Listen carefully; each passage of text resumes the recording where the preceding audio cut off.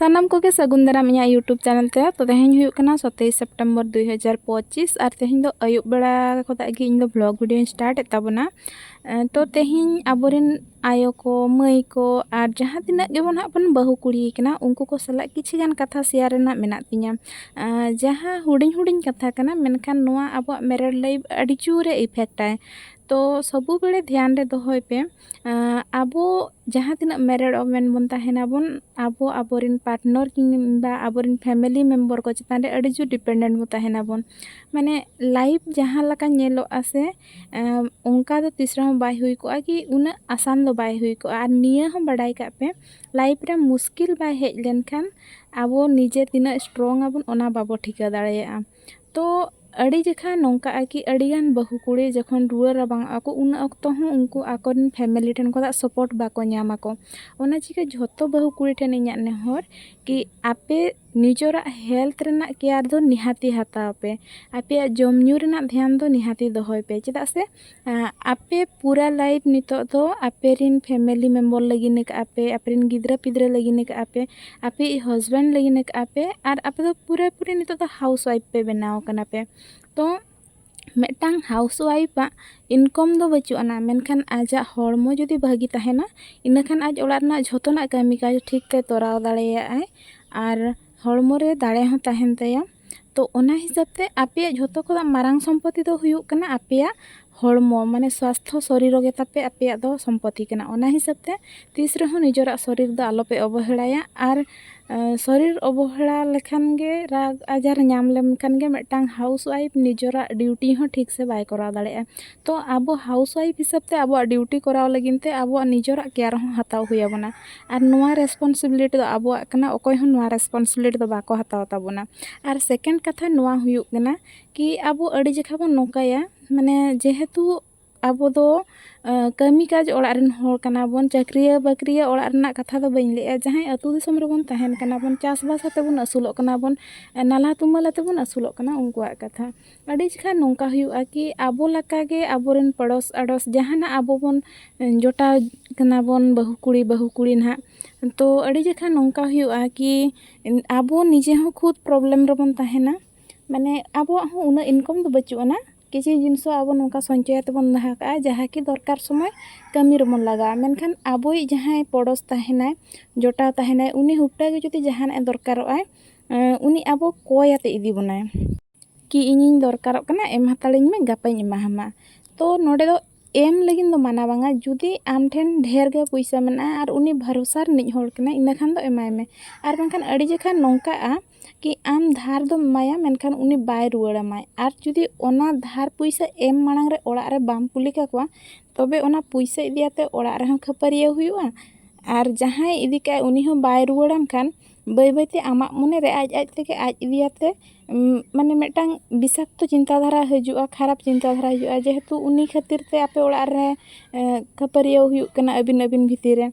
तो ओना खातिर ते जुदी आपे ठेन आपे दरकार खोदा बढ़ती कना टाका पैसा तबे गे हेल्प कोपे होड़ और बांखान दो जहाना गे लयते बरम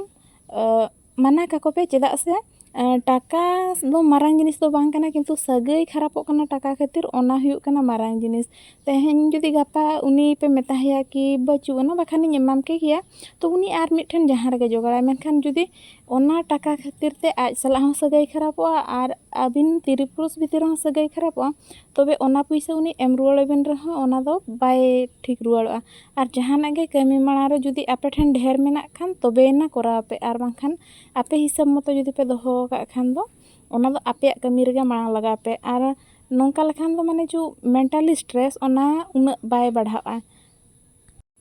थर्ड हुयुग कना अड़ी जखा आबो नोंका बन उइहरा जहां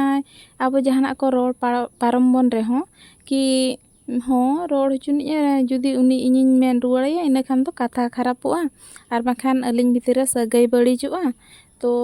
बई रोड रुवाड़ा तो नोआ गलती खातिर गे उनी जहां होड़ आम दिने रोड में उनिया साहस ढेरोआ और दिनम हिलो हाना नवा चेद कोचंग हम रोड मियाय तो जुदी उनी आम बड़ीजा रोड मिया इना खान दो आम सामना हुयामा उनी और रोड रुवाड़ हुयामा तबे ना उनी हो ठिका दाड़ेया कि जुदी इन बे बड़ी इन रोड़ा इना खान दो नुई हो रोड रुवाड़िया और बड़ी मेन दो खराब दो बांग कना बरम ओना दो आमा साहस कना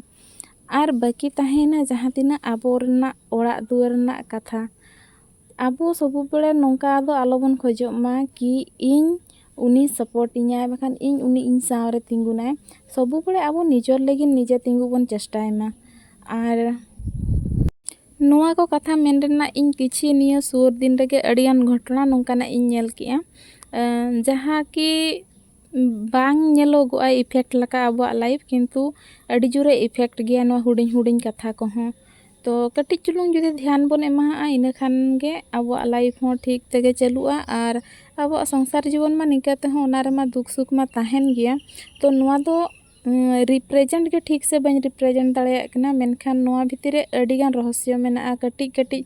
जिनिस जहाँ कि आबो बन ओणो देखाया और ओना कटिज कटिज जिनिस इदियाते गे आबो संसार बर्बादोग ताबोना। और नोआ रना डिटेल्स वीडियो बेस लका एक्सप्लेन लगिनते भिना दिन हा वीडियो इन बनावा और आशा इन आपेया हेल्थ रेना आपेया वेल्थ ना आपेया मनी रेना और आपेया निजरा फिजिकल स्ट्रेंथ सलाते मेंटली स्ट्रेंथ रेना ख्याल पे दोहोया पे और माड़ांग सेन लहा लगिन पे चेष्टाया पे। और इन हो नोटो दो इन दुड़ुब अकान ताबोना दोकान सेन रे ओले ताहेनिन और हस्बैंड दो उनी दो आजा जहाँ तिनां ना दोकान रेना सामान को ना कोई सामटा बड़ाए ते। तो कटिज धरा सामान को गेलिन दोहो कालिन और निया तेगे ओड़ाग दुआर दो ना चढ़ाग कान तालेया लई लेखान दो। तो नोय पे नेल दाड़ेया कना और हस्बैंड मा कोई सामटाए ताहेने। तो तेन दो आजे वीडियो होकाय और इन जहाँ कथा लई सनेन कना समय अभाव खातिर ते और नोंका टाटका माटका वीडियो इन बनाए खातिर ते ठीक से बन रिप्रेजेंट दाड़ेया कना। मेनखान नोआ इदियाते ना मिटांग फ्री टाइम रे बेस्ट ना वीडियो इन बनावा और आशा इन ओंकान होर ठन खोदा सहारे पे ताहेना जहाँ को उधार धारे को इदी का तापे मेनखान एम रुआर समय खान दो आपे सला रपोड़ हम बाको रपोड़ कना कि ओना इदियाते आपे ओड़ा रे माने तपाम खपारिया को हुयुग कान खान। तो चलो बन और जहाँ कथा इन बन लई तहन से कि कोड़ा हपन को तो सहार तहन पे चेदा से किछि दिन मांग रे में वीडियो को जहाँ अपलोड बड़ाए थान ओना करे अड़ी बाजे बाजे कमेंट हिजुग कान था। तो ओना खातिर ते मांग रे नेहर का कना कि बड़ाई गिन कोड़ा हपन तो जहाना गे रोड रना साहस मेना ताको सोशल मीडिया रहो बेबड़ी जहाना को रोड पारमा किंतु कुड़ी हपन तो आले दो उनका कोई वीडियो न चलाते अथड़ी दो बाले कमेंटा आजे बाजे दो। तो उना चिकिन भाभी कि चलो लई गे भागिया कि आलो पे नेला और बापे नेल खान बापे कमेंटा चाबाइना कथा किंतु इन बड़ाई कि नेले गिया पे ना। तो कुड़ी हपन को नेला को उनका तीस रहो कोई वीडियो रहो चलाते अंधाधुन आजे बाजे माने अब्यूज वर्ड को बाको यूज को और जुदी अब्यूज वर्ड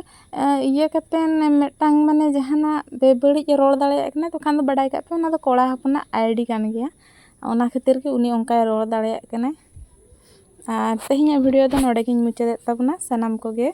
सगुन सिंगार।